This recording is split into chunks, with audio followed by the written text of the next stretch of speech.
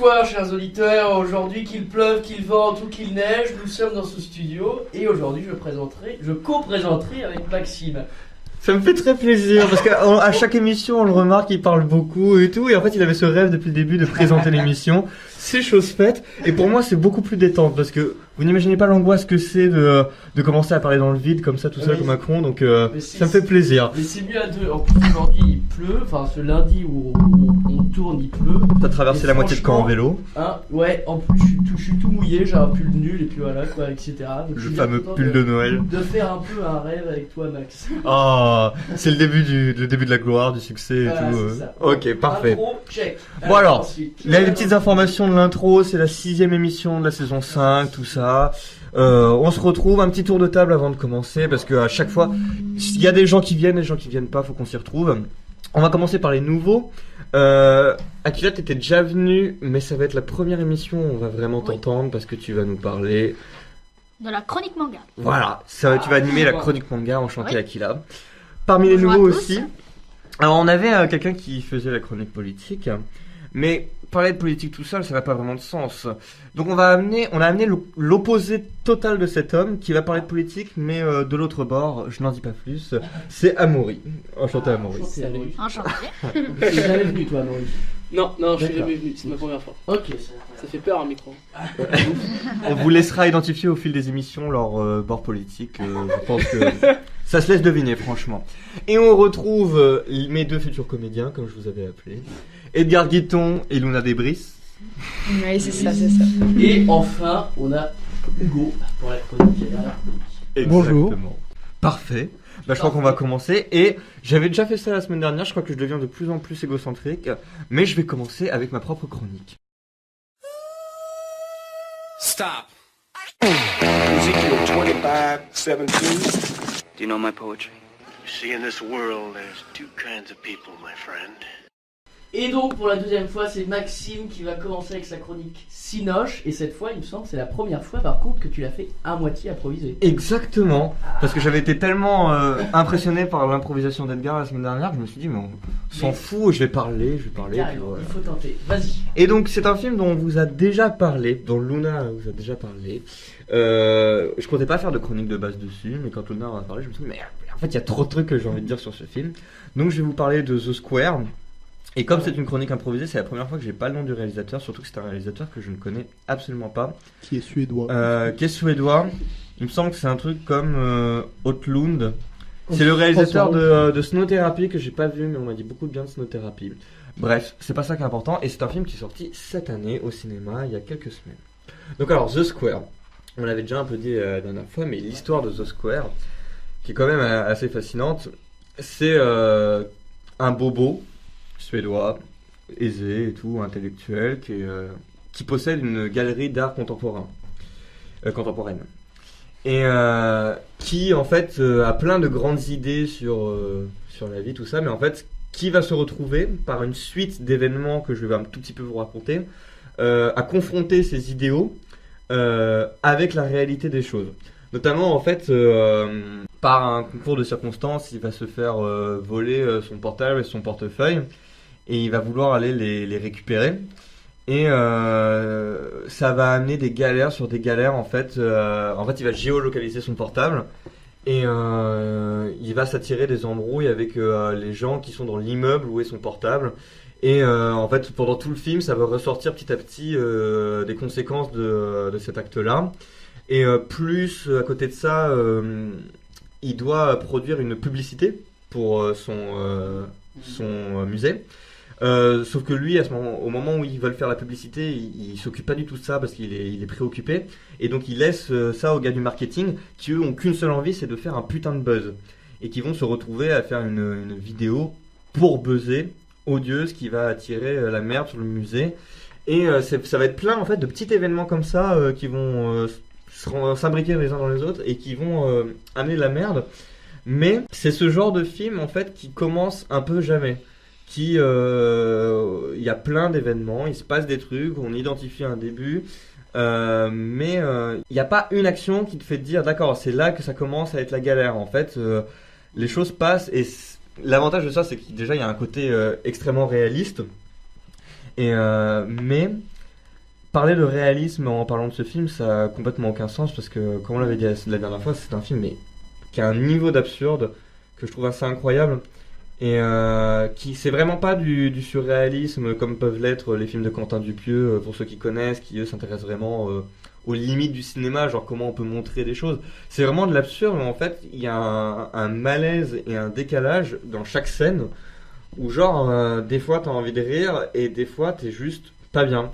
On va revenir sur certaines scènes clés du film, mais d'abord pour pas vous spoiler, il y a une scène que je trouve parfaite pour illustrer.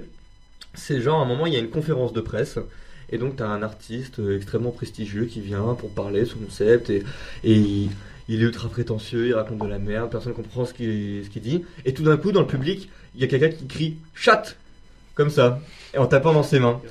Et en fait, c'est que dans le public, il y a un mec qui a le syndrome de Gilles de la Tourette. Et d'accord. le truc, c'est que voilà, t'as la blague, ok, c'est fini. Sauf que non, la scène dure genre 3-4 minutes. 3-4 minutes du mec qui essaie de parler alors qu'on entend salope, pute dans le public et tout. Ok, donc c'est gênant en fait. Et c'est extrêmement gênant en fait. Et quand j'ai maté la scène, moi au début, je me suis tapé une grosse barre. Et après, c'est gênant. Et surtout que dans chaque situation absurde, il y a des questions qui naissent, notamment. Tout le monde dans le public est en mode il est handicapé, il a quand même le droit d'assister au truc. Mais les gens disent mais faudrait quand même qu'il puisse se contrôler, on est là pour parler d'art quoi, et c'est pas faisable quoi. Et c'est que des trucs comme ça. Un autre exemple que je peux pas m'empêcher de partager parce que ça m'a fait vraiment beaucoup rire. On est à la limite du spoil mais c'est tellement un détail et le film est tellement riche. Il y a une salle d'art contemporain où en fait il y a une exposition d'une œuvre et l'œuvre c'est des tas de cendres. Et c'est des tas de cendres les uns à côté des autres.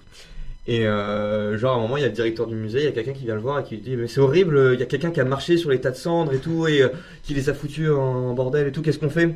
Et le directeur il dit mais il y a pas de souci, t'as des photos du tas de cendres? Et elle fait ouais, bah on va les remettre comme ils étaient avant. Genre en fait D'accord. le mec croit même pas à son propre art et c'est ça tout le propos du film, c'est qui est vraiment hyper intéressant pour nous et c'est des films qui te font réfléchir, il y en a plein, mais des films qui te font réfléchir vraiment sur toi-même où t'as l'impression que ça te parle directement, il y en a assez peu et en fait il y a un moment où quand t'es élève à Charles de Gaulle et que t'es pas un gros con de droite ou tous les gens de droite ne sont pas forcément des gros cons mais quand tu n'es pas le gros con de droite qu'on imagine, tu es un peu un bobo quoi. C'est moi, si je me disais pas bobo, ce serait une hypocrisie assez incroyable quoi. Et le film développe une énorme réflexion sur le fait que voilà, la première réflexion c'est on est bobo, on a des grandes idées, mais on n'a aucune idée de ce que c'est vraiment la réalité. Et nos idéaux s'arrêtent toujours à un moment au pragmatisme et au confort quoi. Et tout passe par l'absurde. Voilà, et tout passe par l'absurde, mais c'est incroyable. Et en fait, à la fin du film, le personnage, c'est pas du spoil parce que ce qui est intéressant c'est comment il va l'avoir, mais le personnage a une épiphanie, c'est-à-dire qu'il se rend tout d'un coup compte d'un truc qu'il a fait. Et il se rend compte notamment en fait que voilà, il est déconnecté de la réalité. Et donc il fait une vidéo pour dire effectivement je suis déconnecté de la réalité et tout. Sauf qu'en fait, après avoir fait ce mea culpa, il part totalement en vrille et il commence à dire oui mais en même temps ça c'est que parce qu'il y a un problème de fracture sociale et qu'on pourrait régler en agissant sur l'éducation et tout. Et en fait il redevient le bobo qui effectivement a conscience qu'il est déconnecté de la réalité. Mais ça change pas le problème. D'accord, ok. Et ça c'est ce que j'ai dit à des amis bobos, parce que quand on est bobo on a des amis bobos, j'ai dit nous on aurait beau avoir conscience de notre isolement par rapport au monde, du fait qu'on n'est pas du tout dans la pauvreté, qu'on n'est pas du tout dans la galère, ni quoi que ce soit, on a beau en avoir conscience, ça ne règle pas le problème qu'on est complètement déconnecté quoi. Et que donc dès qu'on parle de ça, en fait on est tellement loin quoi. Et il y a quand même la thématique du bobo, donc c'est ça. Exactement. Et qui est résolu par l'absurde donc dans tout le film. C'est ça, parce qu'en fait, moi, les films qui sont absurdes, finalement, je parlais de réalisme tout à l'heure, mais en fait, les films qui sont absurdes, je les trouve réalistes. Parce que je trouve que le monde est absurde. Je trouve que toutes les situations sont toujours absurdes, quoi. Mais ce que tu vois dans ce film, c'est absurde parce que ça ne ressemble pas à la réalité. C'est absurde en fait plus par rapport au cinéma que par rapport à la réalité, parce que finalement les situations qui sont dans ce film elles sont assez proches de trucs que tout le monde a pu vivre, mais on les voit tellement jamais au cinéma. Je pense notamment il y a une scène de sexe et en fait c'est juste la façon dont c'est filmé avec un certain j'ai pas envie de dire réalisme parce que c'est trop badant, mais un certain concret de la pauvreté, en fait des gens en sueur qui font des va-et-vient. Pourquoi tu veux pas utiliser réalisme? J'ai pas envie d'utiliser réalisme parce que je pense que le sexe c'est avant tout quelque chose de beau. D'accord. Et je pense que nos vies sexuelles ne ressemblent jamais vraiment à ça. Mais en réalité, je pense que avec un regard vraiment objectif et extérieur, ça s'approche de ça, quoi. C'est-à-dire, c'est ultra maladroit en fait, c'est ultra chelou et tout. Et ce qu'on retient, c'est qu'il y a quand même plusieurs scènes qui sont marquantes dans ce film. Il y a des scènes qui sont hyper marquantes et je vais venir, si j'ai toujours le temps, sur la grande scène du film. Vas-y. Mais juste avant, en fait, ce qui est super cool, c'est que cet absurde qui est réalisme, en fait, il nous retourne complètement la tête en mode, la vérité que présente le film par l'absurde est finalement 1000 fois plus vraie que n'importe quel film allégorique, quoi. En fait, c'est un film qui a une sincérité qui est assez incroyable en ayant vraiment rien à foutre, quoi. Ah ouais, d'accord. Et donc, la scène du film, la scène dont tout le monde a parlé, c'est la scène du singe. Dont t'as parlé, Luna. La dernière fois. Là se pose la question de comment raconter cette scène du singe sans vraiment spoiler. Mais en fait, toute la com du film s'est faite autour de cette scène qui est de base un dîner mondain de gens dans le musée. Et il y a une animation qui va être faite. Et une animation contemporaine en fait. L'animation est une œuvre d'art. Et il y a l'acteur qui joue Gollum et César dans la planète des singes qui arrive et qui fait en fait une performance. Et déjà, ce qui est incroyable dans cette scène, c'est vraiment quasiment tout a été improvisé. Et c'est vraiment dans cette scène où on passe au début on rigole, c'est un peu gênant mais c'est drôle, où en fait c'est ultra glauque. Et c'est un peu comme tu racontais la dernière fois sur les bas-fonds de la cascade, avec cette scène de viol. Qui était à la fois drôle et à la fois ultra horrible. D'accord. Et en fait, là c'est exactement pareil. C'est qu'on commence en mode ok, c'est drôle, et à la fin on dit mais on sait plus où se mettre, quoi. Donc il y a plusieurs scènes de gêne en fait. Il y a des grosses scènes de gêne, mais c'est assez incroyable. Parce qu'elles sont absurdes. Donc au début on rigole, c'est ça, la première impression c'est absurde. Et finalement en fait ça apporte le gêne. Pour apporter la thématique de la scène. Je pense que c'est un équilibre parce que au début tu rigoles pas en fait. Au début t'es dubitatif et il y a des moments où tu rigoles, des moments où t'es gêné et toi t'essaies juste de t'en sortir par rapport à ça. Et c'est aussi ce genre de films que moi j'aime, qui ont une fin. Oui, donc la fin, sans spoiler, parce que du coup, vu que tu disais qu'il n'y avait pas vraiment de début à ce film. Ouais, en fait, le film dure 1h40, je crois, et moi je suis arrivé à 1h35 en mode. Mais ça fait 10 minutes que le film a commencé, une demi-heure. Ah ouais, d'accord, ok. Une heure. Alors, c'est pas un film où il se passe des trucs, hein, c'est pas un film de divertissement, hein, c'est un film où tu peux bien te faire chier, mais j'étais tellement perdu et ça se termine comme ça. Est-ce qu'il y en a qui ont vu No Country for Old Men? Absolument pas. Est-ce qu'il y en a qui ont vu Barton Fink? Non. Est-ce qu'il y en a qui ont vu un film des frères Cohen? Non. Est-ce que vous avez vu The Big Lebowski? Je crois que t'as des chroniqueurs qui n'ont pas une grande culture. Hugo, tu vas me sauver la vie. Hugo vient d'arriver, il va me sauver la vie. Assieds-toi tout de suite, prends un micro parce que je vais te poser une question. Un nouveau chroniqueur de Victor Hugo. Hugo Crevel, vous avez vu à la est-ce deuxième que tu émission. as vu No Country for Old Men? Non. Barton Fink. Non. The Big Lebowski. Oui. Ok. C'est les films des frères Cohen, c'est ça? Ouais, et Fargo? Oui. Ok. Est-ce que tu vois cette façon qu'ont les frères Cohen de terminer un film sans le terminer? De terminer avec un personnage qui va dire une phrase, la caméra se coupe, et t'es en mode mais qu'est-ce que je viens de voir? Tu vois ça? Alors le côté mindfuck de la fin des films, je vois. Après, j'ai pas l'image exacte de la caméra qui se coupe sur une phrase finale. Après, je sais que c'est toujours des fins où... Ouais, c'est ça. C'est des fins hyper angoissantes. Hein. Tu sais pas quoi faire et tu sais pas si tu sais que ça continue, mais tu sais pas comment. Qu'est-ce qu'il y a? C'est une phrase de suspense ou c'est une phrase qui te à la fin, laisse réfléchir? En fait, moi je pensais à No Country for Old Men parce que dans toute la fin de No Country for Old Men, il y a un vieil homme qui raconte un rêve qui n'a rien à voir avec le film. Et qui raconte, voilà, hier j'ai rêvé que mon père était là, que son père qui est mort, qu'on chassait ensemble. Et à la fin, il me disait, fils, il dit une phrase qu'on s'en fout, c'est une phrase totalement banale. Et genre, il regarde dans le vide, et là la caméra se coupe. Ah, ok, c'est terrible. Donc, et en fait, ça n'a rien à voir avec le film. Et toi, t'es là à chercher la symbolique et à faire le tri entre tes émotions et ton entendement, quoi. Et il y a un peu ce genre de fin Ok, dans toutes The ces Square. fins-là. Mais c'est pas du tout du même réalisateur. C'est pas du tout le même réalisateur, mais c'est mes fins préférées au cinéma, quoi. Ok, d'accord. C'est les fins parfaites, et c'est Luna qui disait ça la semaine dernière, c'est que si le film avait duré 1 minute de plus, ça aurait été niqué, quoi. Et donc, qu'est-ce que tu conseillerais aux gens, aux auditeurs, pardon, pour aller voir ce film, à part les scènes que t'as dit? Je pense que, en dehors des scènes très cool que j'ai dit, c'est aussi un film qui est très beau. Et qui a été tourné. Il est récent. Il est très récent. Et donc, du coup, de toute façon, aujourd'hui, en vrai, tu peux aller voir n'importe quel film parce qu'avec des caméras en 1080p, quoi qu'il arrive, tu vois des trucs jolis. Et surtout, oui, on en parlait déjà la dernière fois, mais c'est aussi l'acteur qui a fait Gollum, ça fait partie des acteurs d'une nouvelle génération qui sont complètement dans une image qui est de synthèse. Ouais. Et il va faire un jeu d'acteur qui est incroyable. Gollum, c'est quand même un personnage qui est monstrueux, avec rien, il a juste un fond vert, le mec. C'est ça, mais je suis totalement d'accord. Okay. Et le dernier truc que je dirais aux auditeurs, c'est que c'est aussi c'est des films qui captent trop bien le réel, quoi, et qui vous allez retrouver, même si vous êtes pas quelqu'un de bobo, ou même si parce que ça parle des bobos, même si c'est The Square, le film. C'est The Square, ouais. Tu l'as même vu si vous en avez rien à foutre de l'art contemporain et tout, vous allez retrouver des trucs qui vous sont déjà arrivés.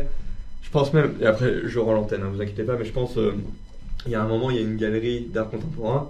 Et genre tu vois les gens qui passent, qui jettent un petit coup d'œil, puis qui se cassent parce qu'ils comprennent pas trop en fait. Et ça, mais t'en vois tellement dans les musées des gens comme ça, et c'est normal, quoi. Même moi je suis comme ça. C'est marrant parce que aujourd'hui l'art contemporain, bon, c'est quand même pas récent, mais ça arrive dans nos musées et parfois on sait pas vraiment comment réagir. Il y en a qui vont dire mais attends, c'est quoi cette merde? C'est un truc qui représente rien, qui montre rien, alors que pourtant il y a d'autres gens qui verront attends mais c'est hyper bien, il y a une symbolique, etc. Et ça rappelle un peu la première scène dont t'as parlé, c'est avec le buzz, c'est ça, ils essayent de faire le buzz. Alors c'est pas la première scène, mais ouais, il y a ça. Ouais, ok. Et bah le buzz aujourd'hui, c'est quand même un truc que beaucoup de personnes essayent de faire, avoir le buzz, parce que même si c'est un mauvais buzz ou si c'est un bon buzz, directement ça reste du buzz. Voilà, ça reste du buzz, c'est ça. Et toi, Huguette, du coup, t'as vu Hugo? Ça t'appelais Huguette. Ah, mais vu qu'il y a deux Hugo, ça peut être pratique de me Oui, je t'appelle Huguette, donc. On a Hugo l'ingé-son et Huguette le chroniqueur. Ok.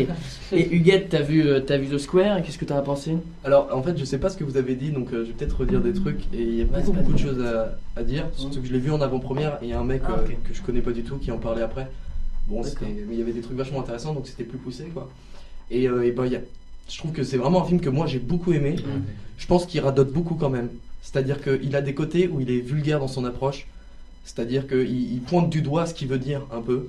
Moi ça me dérange pas, et pour autant j'ai vu vraiment des gens dire ah bah ça c'est un peu grossier. Non mais je sais pas en fait, je vois très bien ce que tu veux dire. Je sais pas si la lourdeur à certains moments et la redondance c'est pas plutôt en fait le terreau de base de l'œuvre qu'on confond avec le propos, et qu'à côté de ça en fait il y a tout un propos sociologique, tout le truc avec la confiance qui arrive au milieu du film. Il y a le truc de la conscience, le truc de la lâcheté de l'homme, en l'occurrence occidental, vu que c'est un mec aristocrate en Suède, pas aristocrate équivalent, il est vraiment très riche. L'homme primordial. Il vit dans son monde, et vraiment en fait, dès qu'il se rend compte qu'il a un contact avec le monde extérieur, il a peur. Et il fuit. Et sa première réaction par exemple sur un truc, c'est vraiment, je sais pas si je peux vraiment le dire, mais on lui vole son portable au début, dans une scène qui est vraiment incroyable pour le coup, qui est la scène clé du film. Et derrière, il va avoir une réaction qui est stupide, qui est vraiment qui est violente en plus, et ça va amener tout le chaos par la suite. Et moi je dis qu'il radote parce que quand tu regardes le film, moi ça me dérange pas, mais il y a des moments où tu dis ok, ça film, tu me l'as déjà dit avant en fait. Donc là tu me le redis. C'est ça qui rend côté grossier aussi, hein. Ouais, le côté absurde. Il y a après des trucs qui reviennent et t'es en mode mais ouais c'est bon, laissez-moi, et en même temps du coup ça te gêne. Ouais, mais là dans le propos, c'est-à-dire que sur l'absurde pourquoi pas. Après par exemple je pense qu'il y a une image, c'est un moment il est dans les poubelles et t'as une image qui est super belle où il dézoome. Après bon, l'image en fait elle est picturale, elle sort carrément de la... on est complètement dans la fiction, je veux dire là c'est fait pour faire une image. Il y a des trucs comme ça dans le film qui du coup sortent du réalisme un peu. Je suis assez d'accord avec Mais après moi j'ai beaucoup aimé ce film, très beau, il a un propos, il raconte pas mal de choses. Au niveau de la performance artistique, avec la scène qui est la deuxième scène incroyable du film. Bon, qui a l'air d'avoir pas mal de belles scènes alors. Mais du coup, est-ce que vu que ça parle beaucoup de l'art contemporain, est-ce que ce film n'est pas de l'art contemporain qu'il a vu aussi? Non, en fait il est très classique dans sa façon de ça parle pas tant que ça d'art contemporain. C'est pas le but en fait de parler d'art contemporain, c'est vraiment un outil. D'accord. Mais ce que j'ai l'impression, c'est que deux personnes peuvent avoir vu The Square, ils vont avoir un avis totalement différent. Ça a l'air quand même assez assez vaste. Il y a à boire et à manger. Il a beaucoup divisé quand tu sais, c'est le truc à Cannes, Palme d'Or, donc les gens sont là, mais non, c'est un scandale, mais non, c'est du génie. Donc il a divisé, donc c'est un film intéressant quoi. Okay. Tout le monde va pas voir le même film et. Je me souviens à partir du moment où t'es là parce qu'au début je galérais à mettre en ordre mes idées et tout. Et là je me rends compte que j'ai trop de choses à dire. Et par contre on va devoir s'arrêter là parce que ça fait 20 millions qu'on parle. Fais vite. Ok, non je voulais juste ajouter un truc, ça rejoint les idées d'Hugo, les idées de Maxime et pourquoi vous devriez voir ce film. C'est quoi The Square? The Square c'est une pièce d'art donc pour leur nouvelle collection et The Square il y a une phrase d'accroche, donc pourquoi The Square, qu'est-ce que c'est The Square, et cette phrase elle est rabâchée pendant tout le film et c'est en fait tout ce qui rallie les éléments de question de la réalité des choses à laquelle est confronté ce que le personnage principal vit quoi, et puis je pense que sur ce coup-là le réalisateur fait d'une pierre deux coups quoi. Mais c'est surtout le carré social, c'est le carré social aussi dont on ne sort jamais. Ok. Bon, vous validez cette conclusion et les trois qui ont vu ce film? En fait, on aurait dû faire une émission spéciale The Square. Ah mais c'est le problème. On enchaîne directement. L'autre chronique. Oui, on va se calmer. Au pire, on coupera des passages si c'est trop long. Allez, c'est pas grave. Okay. On va passer pas ça quand même. À la chronique de notre nouveau chroniqueur. Et on enchaîne directement avec cette première chronique sur le cinéma bien houleuse, avec la chronique d'Akila qui est arrivée, c'est ta première émission sur le manga donc. Oui, alors j'ai pris des mangas qui sont pour l'instant assez connus même dans le milieu de Charles de Gaulle, parce qu'ils sont tout juste sortis. Par exemple, Somalie et l'esprit de la forêt. Donc c'est un tout nouveau manga qui est sorti cette année du prix manga. Donc l'auteur c'est Yako Gureishi et il est traduit par Ryoko Akiyama. Donc c'est un manga qui va être en premier lieu au Moyen-Âge. Et donc on va vraiment revenir au tout début pratiquement de la base et on va essayer, l'auteur va imaginer une autre histoire. Et ça va être celle de la perte des humains et de pratiquement devenir une espèce protégée. Parce que il y a eu une première guerre en fait entre humains et non-humains. Donc il y a toutes sortes, il y a des golems, il y a des chats, il y a des monstres de tout genre, mais vraiment de tout genre. Et donc on va commencer à nous raconter la première scène, c'est une petite fille au nom de Somalie, donc le nom du manga. Et dès le début, on va partir avec le golem, qui est une espèce assez rare. Et on part sur l'aventure. On n'a aucune idée de comment ils ont pu se rencontrer autrement. On nous envoie dans le manga. Alors on commence à découvrir un peu leurs liens au fur et à mesure. Comme par exemple, les humains ont complètement perdu la guerre et ça va leur amener en fait à s'exiler. Donc ils vont surtout vivre en nomade, puisqu'ils vont toujours se faire attaquer par les non-humains. Et justement pour une petite fille qui a à peine 6-7 ans, devoir vivre dans un de ces milieux-là avec un golem qui est donc un non-humain, vraiment ça apporte une sorte de malaise, parce que beaucoup de gens vont dire les humains ils sont vraiment réduits à l'esclavage, et si on voit une petite fille de 6-7 ans libre comme ça et par un non-humain et élevé, c'est vraiment un peu le comble. Et en plus le golem il vit exactement 1000 ans, pas une seconde de plus, c'est vraiment 1000 ans. Et le golem qui va donc vivre avec Somalie, il est à sa 998e année. Donc il est vraiment au point de mourir en gros. Et c'est justement cet aspect, parce que le golem en fait il protège la forêt, mais là il va complètement partir de sa forêt pour pouvoir vivre avec Somalie en fait, pour essayer de retrouver ses parents. Ce qui va pas être chose aisée, surtout que déjà l'espèce humaine est complètement éradiquée. Donc on va commencer à découvrir de nouveaux produits, des commerces différents, des nouvelles espèces au fur et à mesure, et je trouve que c'est un manga qui est vraiment pas mal. Et donc je le conseillerais pour tout le monde, c'est pour tout âge. Et je considérais plutôt ça comme un shonen, puisque beaucoup de gens pourraient dire c'est un manga qui peut être un peu dans tout en fait. C'est très enfantin. Et, là, t'as ramené le manga du coup qui est sur la table, et je vois des traits. Oui. Et c'est quoi l'inverse de shonen? Parce que je me rappelle plus. Alors shonen c'est surtout pour les jeunes garçons, ouais. Donc à peu près de 6 à... ça peut aller même jusqu'à 14 ans. Ouais. Et par contre pour les filles, c'est comment ça s'appelle? Les filles c'est les shoujo. Voilà, les et shoujo. Donc c'est à peu près le même âge, donc 6 à 14 ans, mais pour les filles. Et en fait, franchement, quand tu vois le style de dessin, tu te dis c'est un style de dessin de shoujo. c'est vrai que c'est un style de dessin de shoujo. D'ailleurs, je connais Yako Gureishi parce que j'ai lu d'autres mangas. Et elle était vraiment partie dans le shoujo au départ. Et quand j'ai découvert ce nouveau manga, je me suis dit, qu'est-ce qu'elle a fait? Pourquoi elle a complètement changé? C'est même pas un shonen. C'est vraiment un tout nouveau genre en fait. On peut pas le qualifier comme shonen parce que il n'y a pas des combats où il n'y a pas non plus beaucoup de morts. Enfin, il n'y en a même pas en fait dans le premier tome. Dans le deuxième, il y en a, mais je vais pas raconter l'histoire du deux. Mais surtout, l'histoire de base, elle est tragique, mais on nous l'explique comme si c'était une histoire qui pourrait arriver comme un conte, en fait. Ouais. Mais on a l'impression qu'il y en a quand même de plus en plus de ce genre de manga qui te raconte une histoire. Oui. Qui est juste une histoire, qui est pas vraiment héroïque, fantastique, non, c'est juste vrai. Une histoire. Et justement, il y a même des personnes qui pensent essayer de faire une nouvelle classification. Alors il y a pas mal de noms qui circulent pour essayer de trouver une idée, mais là j'ai pas d'idée non plus. Je me suis pas renseignée s'ils ont choisi un nom véritable dessus, parce que shonen et shoujo au départ, ça a été choisi par plusieurs personnes et ça s'est développé. Et donc là, je pense que pour ce nouveau style de manga, ça va être pareil. Il y a pas mal de mangas comme ça qui ressortent et qui font des nouveaux styles. Par exemple, si on prend l'exemple de Sword Art Online avec un monde parallèle ou un monde du jeu vidéo où on est piégé dedans, par exemple. Et il y a beaucoup de mangas qui sortent sur ça. Tu sais que ce genre de dessin, ça m'émeut trop. Et en fait, je suis un gros shoujo refoulé parce que je voulais pas être dep au collège.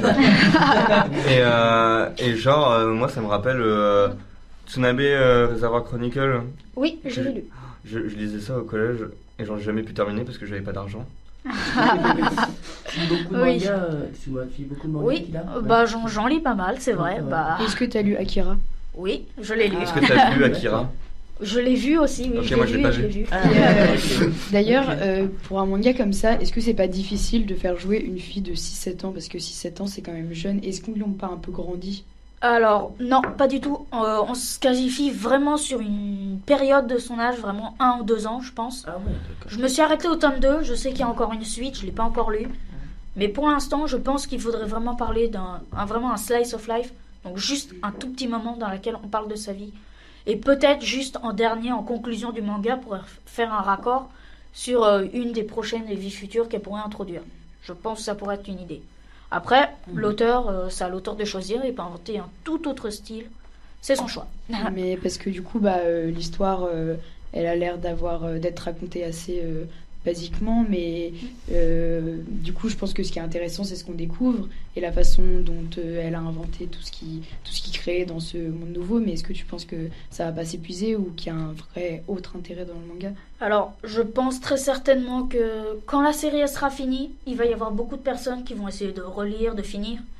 Et après, ça va vraiment s'effacer au fur et à mesure du temps. Il y a beaucoup de mangas qui restent vraiment très populaires dans le milieu. Genre, je ne vais pas en donner de nom parce que je pourrais en donner une quantité pendant au moins 5 minutes. Mais vraiment, il y a des mangas qui, on le sent, qui ne va pas rester très longtemps. Et justement, Somalie et l'esprit de la forêt, je pense que ça ferait même pas à peu près 5 tomes. La production de manga, elle est tellement énorme ici. Je crois que c'est dur de se démarquer, quoi. En un mois, il y en a à peu près minimum 250. Donc, c'est super dur. En France au Japon, c'est à peu près 500. Ok. 450-500. Et en France, c'est 250. Toi, tu lis des mangas ou pas? J'en ai lu. Ouais. T'as une tête à avoir dosé Dragon Ball au collège. J'ai pas dosé Dragon Ball. T'as pas dosé Dragon Ball? Non, parce que j'avais pas l'argent pour acheter tout ça. Mais je te les passe, t'inquiète. Vous êtes tous là. Ça, Dragon Ball, ça c'est le truc que j'ai fini. Heureusement. Quoi, heureusement? Dragon Ball, c'est un classique. Mais faut pas être méprisant des gens qui ont pas fini. Mais non, mais il y a 43 tomes. À ne pas l'avoir fini, si on a 43, One Piece, on est déjà à peu près à 70 qu'est-ce que t'en penses, toi, Akila, du coup? Tu penses que faut commencer par quel tome en premier? Est-ce que Dragon Ball, pardon. Par quel manga? Mieux le tome. C'est surtout pas One Piece, il m'insupporte avec One Piece. Pour commencer. Quel manga? Dragon Ball. Dragon Ball, alors pour le commencer, ça peut être très compliqué. Alors je vous conseille, si vous avez envie d'essayer de découvrir l'histoire de Dragon Ball, je vous conseillerais d'abord de regarder les nouveaux épisodes avec vraiment Sangoku. Super. Oui, par exemple, super, ça pourrait être une très bonne idée. Et après, essayer de revenir sur les premiers Dragon Ball Z que Akira Toriyama il a fait. Et ça pourrait vraiment vous faire plus plaisir que de vraiment regarder en fonction des dates de parution en fait. D'accord. Voilà. Ok. Et donc rappelle-moi le titre du manga.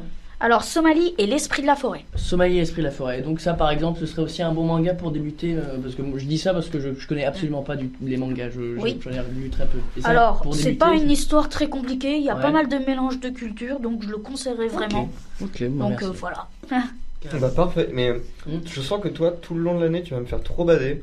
Parce que. Très à l'aise. Quoi Très à l'aise. Non, c'est pas pour ça. Parce qu'il a pas le temps de lire des mangas, Maxime. C'est parce que j'ai pas le temps de lire des mangas et que, genre, les mangas, c'est le truc qui me manque le plus avec les bandes dessinées.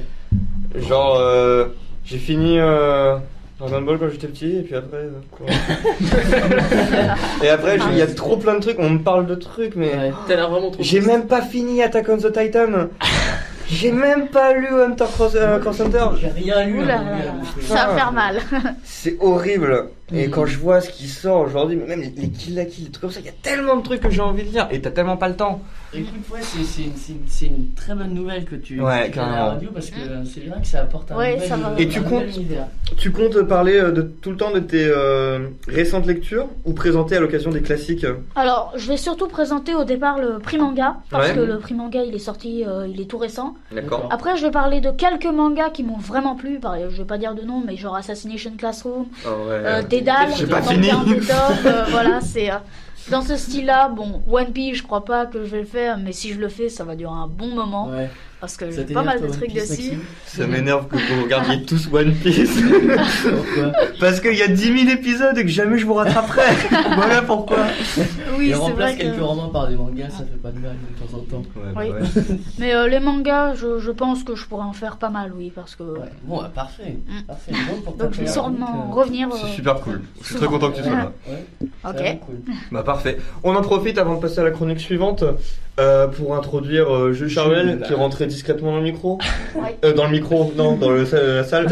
Oui, studio. Je crois qu'il a la flemme de prendre un micro. Bah, il prendra ma place puisque moi je vais pas. Tu vas y aller? Ah, d'accord, bah ça marche. Bah, tu reviens quand tu veux, mec, hein, surtout. Quand je peux, oui, la semaine prochaine par exemple. Bah, super. Alors, juste au cas où, pour ceux qui sont à Charles de Gaulle ou qui souhaiteraient y participer, il y a le prix manga, donc de base, et il y a aussi le concours d'affiches qui pourrait être pas mal. Faut présenter les œuvres avant le 22 février. Mais s'il y a des personnes qui souhaiteraient, par exemple, même s'ils n'ont pas beaucoup de temps, essayer de faire un dessin comme ça qui pourrait les intéresser, ou même s'ils ne sont pas très qualifiés comme moi dans le dessin, essayer par exemple de tout ce qu'on peut pour essayer de faire une affiche qui vraiment soit garnie en fait. Il faudra qu'on invite le gagnant du prix manga à la radio. C'est pas forcément Charles de Gaulle après. Oui. C'est pas grave, on l'invite quand même. Bon bah bisous Akila. Oui. À la semaine prochaine. Et à la semaine prochaine. Et on va passer à la chronique jeux vidéo de Hugo Adam. Parlons de jeux vidéo. De design, de gameplay, de narration. On va maintenant passer à la chronique jeux vidéo de Hugo Adam. J'ai aucune idée de quoi il va nous parler, mais on va l'écouter avec attention. Eh bien bonjour, nouvelle chronique jeux vidéo un peu en retard sur son temps parce qu'aujourd'hui on va enfin parler du monstre Super Mario Odyssey. Pour répondre à ta question Maxime. 8,2 sur 10 sur Sens Critique. 8,2 ? Ouais. Impressionnant. Il a pas tapé si haut que ça. Ouais. Bon, c'est un peu au contraire. Bon bref. Et oui, le jeu a déjà un mois au moment où sort cette émission et c'est jusqu'à maintenant le jeu a plutôt bien tenu la route et il semble lancé pour durer. Après seulement 3 jours suivant sa commercialisation, le jeu cumulait déjà plus de 2 millions de copies vendues. Et depuis, il s'est placé en tant que 3e meilleur lancement de sa série autour du monde et premier en Amérique et en Europe. Ce nouvel opus réalise donc un tour de force puisque la Switch n'est vieille que de 6 mois seulement et la plupart des gros lancements se passent généralement sur des consoles déjà bien amorcées dans l'horizon vidéoludique comme la Wii, la DS ou la PS4. Mais là non, Super Mario Odyssey prend la suite de son cousin Zelda Breath of the Wild avec un lancement fulgurant qui permet à la Switch de réellement s'imposer en tant que console attrayante, prouvant au passage que Nintendo n'a clairement pas dit son dernier mot. Mais voyons le jeu un peu plus en détail. D'abord, Super Mario Odyssey est un jeu de plateforme 3D, développé et édité par Nintendo évidemment. Il s'inscrit dans la suite des jeux Mario 3D qui n'est composé que d'excellents jeux, puisqu'à chaque fois ils réussissent à complètement revoir le genre et à tirer à partie un maximum de leurs consoles respectives, qui les propulsaient à chaque fois comme nouveau standard de qualité pour un jeu de plateforme 3D. Cette fameuse suite se compose donc de Super Mario 64 sur Nintendo 64, Super Mario Sunshine sur GameCube, Super Mario Galaxy 1 et 2 sur Wii, et donc de ce Super Mario Odyssey, bien qu'il soit certainement l'outsider parmi tous ces grands noms. L'intrigue, elle, par contre, c'est toujours la même. Bowser a enlevé Peach et vous devez la sauver. Cependant, cette fois, vous êtes accompagné de Cappy, un petit fantôme qui prendra l'aspect de votre casquette et que vous pourrez utiliser tout au long de votre périple. Car voilà, la nouvelle mécanique de ce Mario Odyssey, c'est le fait d'utiliser Cappy, et il s'avérera sacrément utile. Vous pouvez le lancer pour frapper les ennemis, l'utiliser comme plateforme volante ou encore prendre possession de certains ennemis. La plupart des énigmes seront d'ailleurs en lien avec cette dernière mécanique, puisque dans chaque monde il y aura différents ennemis à posséder. On pensera par exemple au Goomba, que vous pourrez empiler pour atteindre des hauteurs, ou les Bilbal, les espèces de missiles qui vous permettront de voler un court instant. Mais du coup, c'est bien joli tout ça, mais en vrai, qu'est-ce qu'on y fait dans ce jeu? Eh bien, pour la première fois dans un Mario, on explore. Car cette fois, les niveaux ne sont plus de simples lignes droites où il faut juste arriver au bout pour terminer. Non, cette fois, les niveaux sont des environnements ouverts où vous êtes libre d'aller où bon vous semble. Vu que dans cet opus, il faut récupérer des lunes et non des soleils ou des étoiles, les développeurs ont décidé de changer la donne, non plus de mettre 2 ou 3 étoiles par niveau, mais une moyenne de 60 lunes. Vous dites donc bien qu'il y en a absolument partout, dans tous les renfoncements, en haut de toutes les tours ou à la fin de chaque énigme. C'est d'ailleurs ce qui a été le plus reproché au jeu, son nombre astronomique de lunes, l'OLMDR, qui perd du coup son aspect de récompense en soi. Regardez droit dans les yeux. C'est parce que t'étais en... Pardon. Par rapport à ma fiche. Qui perd du coup son aspect de récompense en soi, parce que vous en trouvez très facilement. Vu qu'il ne faut qu'une quinzaine de lunes en moyenne pour vous envoler vers le prochain monde, le jeu peut se terminer en ligne droite très rapidement si vous vous contentez de simplement faire la petite histoire de chaque monde. L'intérêt reste tout de même l'exploration afin de découvrir toutes les surprises que le jeu vous a préparées. Dans chaque recoin, il y a un mini-jeu, un ennemi, un passage dissimulé qui vous donne envie de fouiller à fond en comble les niveaux. Autant dire que la rejouabilité du jeu est assez conséquente entre toutes les lunes à récupérer, toutes les pièces violettes, tous les costumes, il y a de quoi s'amuser longtemps. En bref, ce jeu s'annonce comme étant une rupture avec les anciens jeux Mario que l'on a pu avoir, comme l'a fait Zelda avant lui. Alors, on peut enfin se poser la question, est-ce que Nintendo s'est décidé à se sortir les doigts du cul et à prendre des risques? Il semblerait que oui, depuis environ 2 ans, Nintendo recommence à nous sortir un peu de fraîcheur. Ça a commencé avec quelques jeux, comme Splatoon ou Codename Steam, puis ça T'en as oublié un. Quoi? T'en as oublié un. Ah, t'as oublié Super Smash Wii U. C'est super original ça. Ça. Écoute, bien Non, bref, on arrête de t'interrompre. Pas déconner. Tu arrêtes de l'interrompre, hein, parce que pour l'instant, il y a que toi. Ah, mais je parle de moi. Qui a raison, allez, ouais, je me casse. Puis ça a évolué jusqu'à l'évolution justement de ces licences phares comme les Mario ou les Zelda.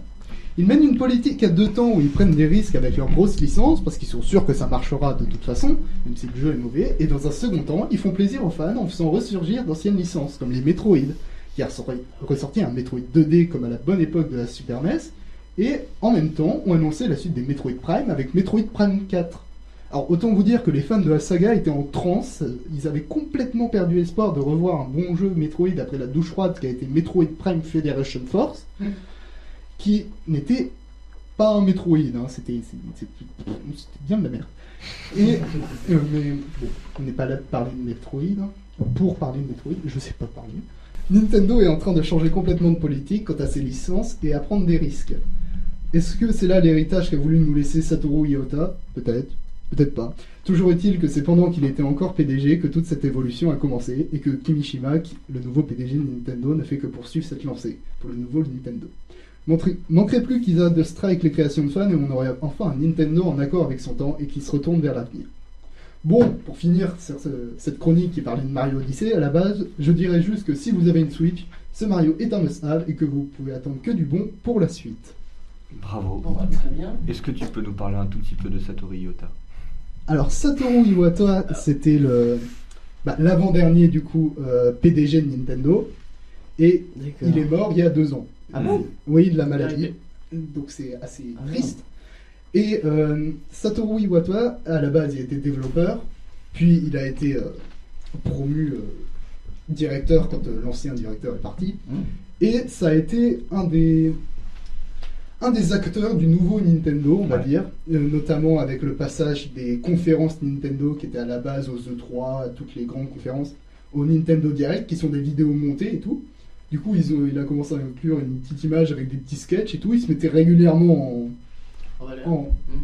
Ouais, bah, ils faisaient des sketchs réellement. On pense par exemple au sketch pour justement le lancer de Smash 4 où il avait fait un truc complètement pété avec le PDG de Nintendo of America. Ah ouais, où il se battait, ouais. Où il se foutait sur la gueule. Ah ouais. Mais c'était... Ce mec était trop cool. C'était incroyable. RIP. Et du coup, oui, c'est bien triste qu'il soit parti. Et du coup, c'est un peu...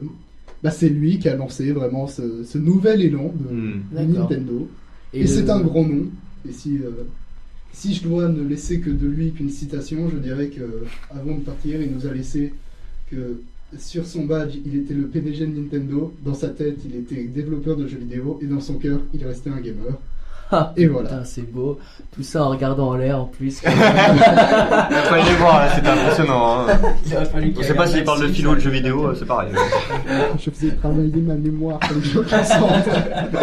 Non mais très beau. Et je pense que si quelqu'un a quelque chose à dire, il la ferme. Pour deux raisons, on n'a pas le temps. Et en plus, terminer sur cette citation, je trouve que c'est parfait. Ferme-la alors. Ouais, donc je la ferme. On va parler dans un instant d'Orelsan et de La Fête est finie. Edgar est actuellement en train de le tenir dans ses mains. C'est le nouvel album d'Orelsan dont on a tous entendu parler, sauf Edgar, qui est La Fête est finie.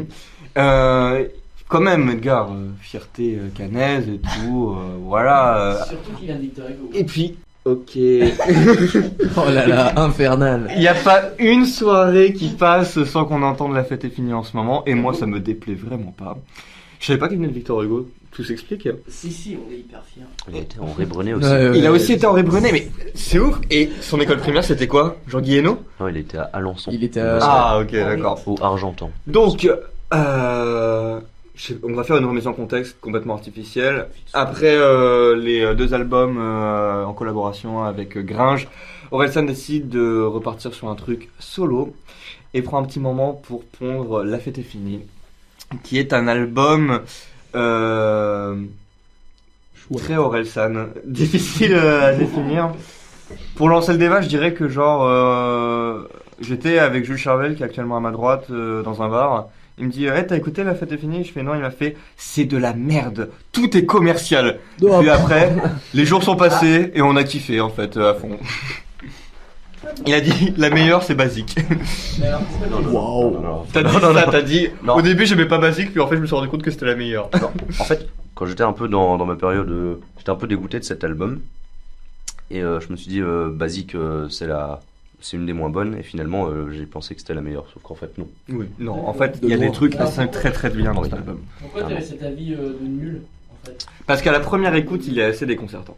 Ah bon, putain, parce que surtout qu'on est habitué au Orelsan, on se tape 3-4 ans avec Gringe en mode avec des kicks un peu old school, un peu geek et tout, et avec van sur van. Et là tout d'un coup on a un mélange pop avec des influences de on sait pas où, avec bah il y a beaucoup d'influences rap anglais qu'on n'a pas l'habitude d'entendre en France, et rock grime, anglais. beaucoup de grime, et il fait même de la trap, mais par exemple sur un morceau trap il va chanter sur le repas de famille, donc il y a un décalage qui fait que la première fois que tu l'entends tout le monde s'attendait pas à ça quoi. Exactement. Et pourtant ça reste très Orelsan, ce que tu dis. Bah en fait oui. Ça reste Orelsan en fait au niveau de comment il fait ressortir ses influences et comment il les magnifie, et aussi sur ce mélange entre dépression nerveuse et fête quoi. Donc avec pour la première fois, et ça fait un bien fou, pour la première fois dans un album d'Orelsan un peu d'espoir quoi. Parce que la dernière... Non, si, il y avait déjà Inachevé. Ouais, mais là, plus... Ouais, enfin, Inachevé, l'espoir... Casseur Flotteur, c'est à côté. Ouais, Inachevé, c'était... on sort les doigts du cul. Là, c'est le premier album où il y a l'idée qu'on peut réussir à être heureux si on fait les bons choix, quoi. C'est présent, cet album-là. Pas paradoxal, mais... Genre, il y a de l'espoir, il y a de la chose pour la suite, mais en même temps, il dit vraiment c'est fini. Parce que... La fête est finie, donc on pense à la fête est finie, MDR, mais on pense à San, on pense à c'est le paradoxe des fêtes de famille, on pense à plein La fête est finie, c'est ça. aussi on passe aux choses sérieuses. C'est ça. Ouais, ça fait, en fait, ça fait grosse coupure, et en même temps... Mais au niveau des paradoxes, moi il y a des trucs qui me rendent fou, il y a plein de paradoxes, c'est genre quand on passe de Paradis, qui est une ode à sa copine, à quand est-ce que ça s'arrête, c'est un peu bizarre. Dans Paradis, il dit qu'est-ce que j'irai faire au paradis quand tu t'endors près de moi. Et dans Quand est-ce que ça s'arrête, il dit je pensais qu'en étant fidèle ça résoudrait tous mes problèmes, mais en fait on va s'arrêter là. Je trouvais que c'était commercial, du coup pourquoi tu n'avais à changer? Parce qu'en fait, on m'a fait écouter dans des couloirs de Rabelais, surtout les beats, même les prods. Ouais. Et du coup, en écoutant les prods sans faire attention aux paroles, je me dis ça ressemble pas à du Orelsan. Ouais. Sauf que en écoutant plus sérieusement, en fait c'est très très bien. Ouais. J'adore la bonne et moi j'aimerais défendre les musiques que les gens aiment le moins. Notamment la lumière, tout le monde déteste la lumière. Non, super cool. Et moi en vrai, je kiffe trop la lumière. Elle est bien, mais en fait le problème c'est que sur sa maîtrise de l'autotune, il a tenté un truc et il y en a plein. Mais en fait, vocodeur. Oui, du vocodeur. Non, mais ce que je veux dire c'est que c'est vrai que c'est pas de l'autotune pour le coup, mais sur cette maîtrise du vocodeur, il y en a d'autres qui le font mieux. Il a tenté un truc. Moi j'aime bien le morceau, mais par contre c'est pas très bien fait. Non, même si il essaye un truc, parce que quand on entend un vocodeur, les gens se disent c'est naze, mais c'est fait exprès. Mais non, pas forcément. Mais là, je pense que c'est fait exprès parce que regarde, Si Seul dans. Non, La Lumière, c'est pas un très bon morceau. Je veux dire, vraiment dans ce qu'il fait musicalement. Par contre, mais j'aime bien le morceau. Regarde, juste après on vous donne la parole. C'est quoi du vocodeur? On attend, le vocodeur ou attends, le vocodeur, c'est quand tu modifies un petit peu ta voix pour la réajuster. Ça fait une voix de. En fait, t'enregistres ta voix. Ah oui, pardon, ta voix, et après tu peux modeler les notes. Ça fait une voix de robot en général. Ah, mais c'est ça la différence avec l'autotune. En fait, c'est que ça corrige ta voix, mais du coup, tu peux mettre des effets. Un autotune très bas, ça va faire que tu vas chanter juste alors que tu chantes pas juste via ordinateur. Tout le monde utilise ça. Ok, mais non, mais en fait, c'est juste que j'ai confondu l'autotune et le vocodeur. Oui, Luna? Bah, moi, quand j'ai écouté, j'ai eu le même avis de Jules et j'ai toujours. Voilà, c'était juste, j'avais envie d'annoncer ça parce que tout le monde était là, celle-là elle est pas mal, celle-là elle est pas mal. Bah moi j'aime pas du tout et j'arrive pas à m'y faire parce que je me dis tout le monde autour de moi l'écoute et rien que Alors qu'est-ce que t'aimes pas? Bah justement parce que c'est une chose, je me dis que Orelsan, alors peut-être j'ai deux raisons je pense. Alors déjà peut-être que c'est la déception parce que je suis tellement attachée au vieil Orelsan, au texte cru, à tout ce qu'il disait vraiment. Déjà y a pas énormément de textes, enfin y a pas énormément de morceaux. Et pour un album. Ouais, mais non, mais pour du Orelsan, en fait, le truc c'est qu'il y a beaucoup de gens qui étaient hypés. En fait, c'est toujours comme ça avec un artiste qui fait des projets sur le long terme. Le fait est que le mec de Perdu d'avance, le Orelsan de Perdu d'avance, dès le chant des sirènes, il disait qu'il l'avait plus. Et dès ce moment-là, des gens disaient on n'aime pas le chant des sirènes, c'est pas la même chose qu'avant. J'ai pas fini. Mais vas-y. Mais t'inquiète, je répondais à ce que t'avais dit. T'as lu que l'introduction de La Fête est finie. J'ai pas eu que l'introduction, j'ai tout écouté en entier et parce que j'avais envie d'aimer cet album, mais finalement en fait j'ai été juste déçue parce que je me dis en fait tous les sujets. Alors oui, il parle toujours des mêmes sujets, donc et toujours j'ai aimé ça. Mais maintenant, en fait, j'ai vraiment l'impression, l'évolution qu'il a fait, j'ai pas aimé comment il a évolué. C'est-à-dire que oui, il a évolué comme tous les artistes, il change de style, il a trouvé un autre style, c'est cool pour lui, mais genre tout ce qu'il peut dire sur les sujets qu'il disait avant, mais d'une autre façon, j'aime pas sa façon de les aborder. Tu te dis que chaque fois il change d'avis, dans son album, il y a pas mal justement de désespoir, j'ai trouvé moi plus les sons, les beats et tout, j'ai pas du tout aimé, j'ai pas du tout accroché, j'avais l'impression d'écouter de la pop, d'écouter Stromae quoi, et je me suis dit oui, à un moment il y avait Stromae. Stromae c'est la pluie. Oui je sais, mais même le mépris. Il fait quand même beau, il fait beau. Ah c'est ça. Je voulais rebondir là-dessus parce que effectivement on dirait vraiment du Stromae tout du long. Il y a deux morceaux qui sont très Stromae. Enfin, il y en a deux. Alors, Tout va bien, c'est littéralement Stromae. C'est produit par Stromae. La pluie, c'est Stromae produit en feat avec Stromae.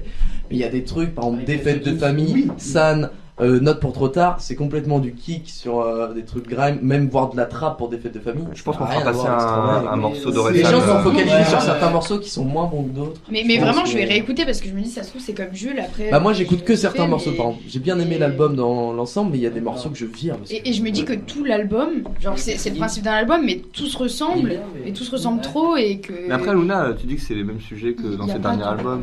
Mais c'est la première fois qu'il parle de sa copine dans un album, quoi. Et qu'il parle d'amour, en fait, surtout.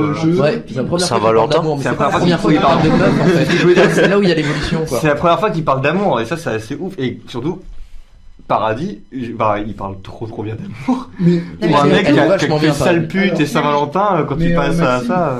Il y a que moi qui, Paradis, me laisse un sentiment ultra étrange parce que il parle de paroles ultra mièvres, ultra douces et tout. Elles sont pas les mièvres. l'instru, on dirait que c'est l'apocalypse. Ouais, l'instru, elle te rend triste. C'est Stevie Wonder, c'est trop bizarre. Moi, Gangsta's Paradise, l'instru, c'est pour ça. J'arrive pas à l'aimer parce que je me dis, c'est tellement en désaccord, c'est tellement pas du tout ce qui va avec. Ah si, justement, ça c'est l'amour, l'amour c'est transcendant, c'est apocalyptique.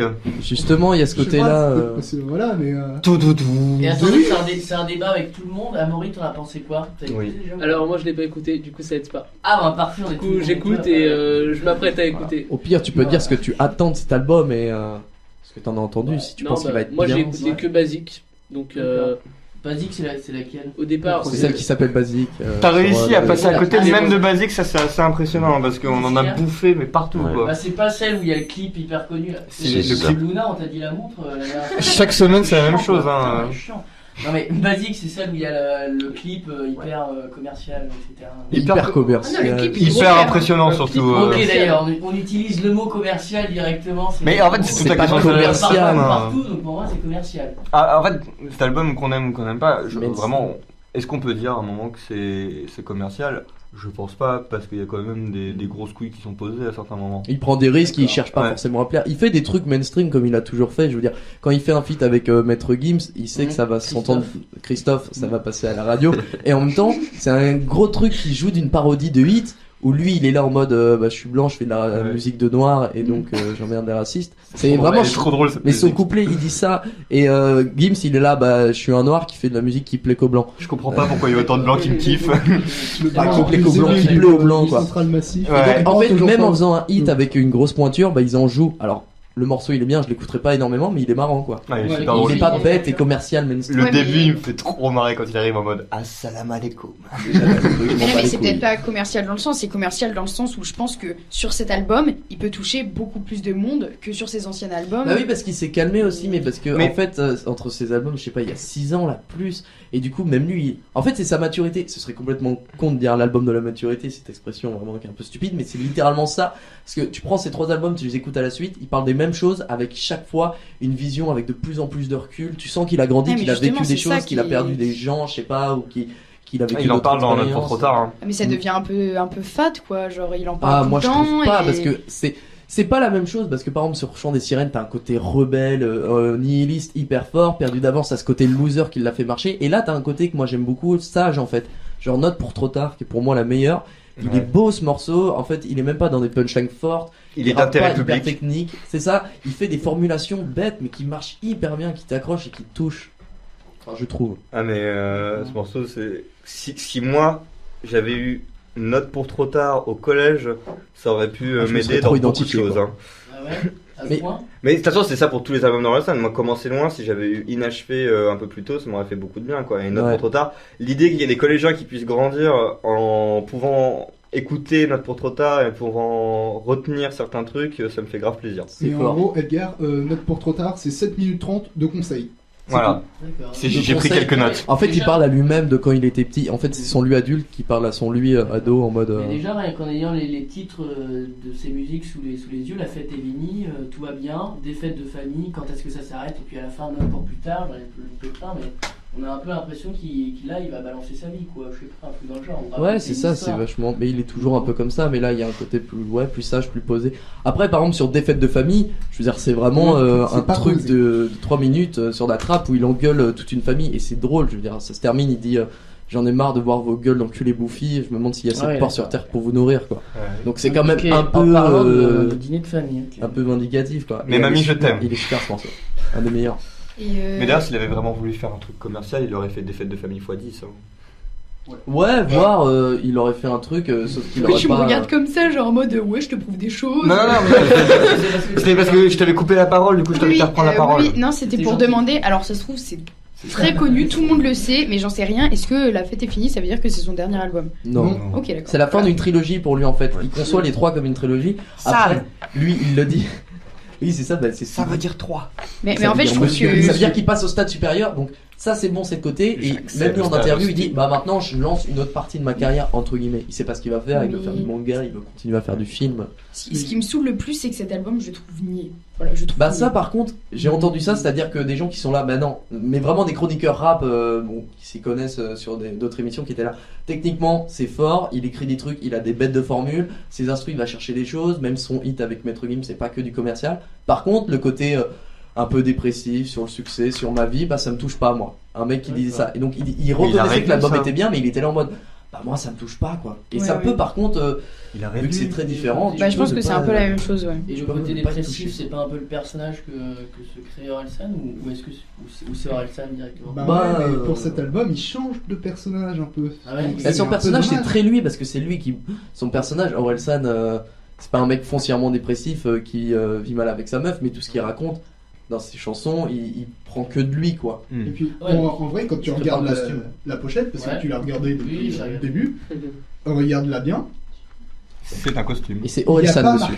Il n'y a pas marqué Orelsan dessus. Il y a marqué ni Orelsan ni La Fête est finie. Comme pour dire que c'est un. Oui, mais c'est sur le côté, c'est la tranche. Mais à côté, c'est bizarre que ces mecs-là disent ça, sachant que le Orelsan, célébrité déprimée, c'était le chant des sirènes, et qu'aujourd'hui, sa célébrité, il en parle presque plus. Hein. Ah, il y a 3 morceaux qui suivent où il en parle. Quand est-ce que ça s'arrête? Quand est-ce que ça s'arrête? Et un dernier là, vraiment dans la tracklist en fait, parce que rien que la pochette raconte un peu l'histoire des morceaux, il y a des trilogies pour moi dedans, et il y en a 3 qui sont sur la même page du livret, qui suivent et qui parlent plus ou moins de la même chose de la célébrité. Et après il y a la trilogie de la ville. La trilogie de la ville, exactement. Et ça c'est trop bien. Super. Quoi qu'il arrive, tu vois, ça fait tellement du bien à pour moi la trilogie c'est si belle musique sur sa ville natale quoi. Quand est-ce que ça s'arrête, Christophe, et Zone? Parce que Zone il parle. Non, elle est pas incroyable parce qu'en fait c'est vraiment un patchwork. Après Dizzy Rascal il est incroyable, mais bon c'est vraiment ces 3 trucs avec les plus grosses têtes et la trilogie de la ville c'est Non ma ville à entraîne, La pluie, Paradis, puis Note pour trop tard. Mais la conclusion à côté. Bravo. Et c'est la bien joué.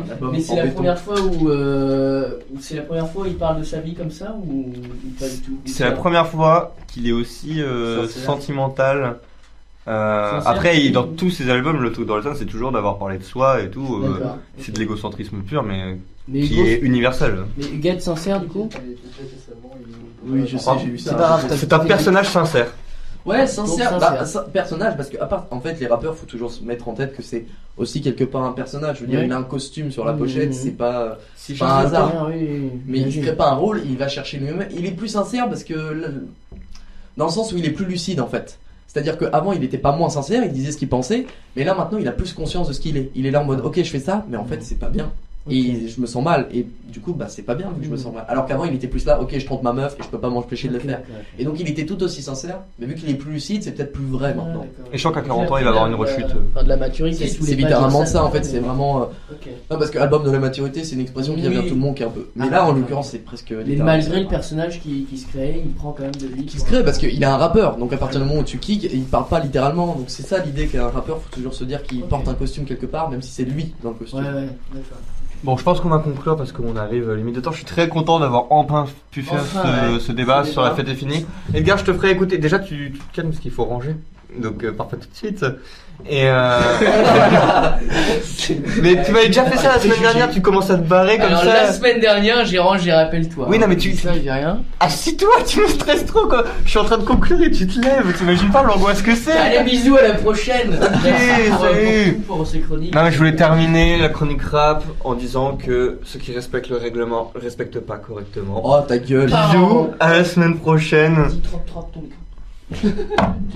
Bien joué. C'était. Bisous.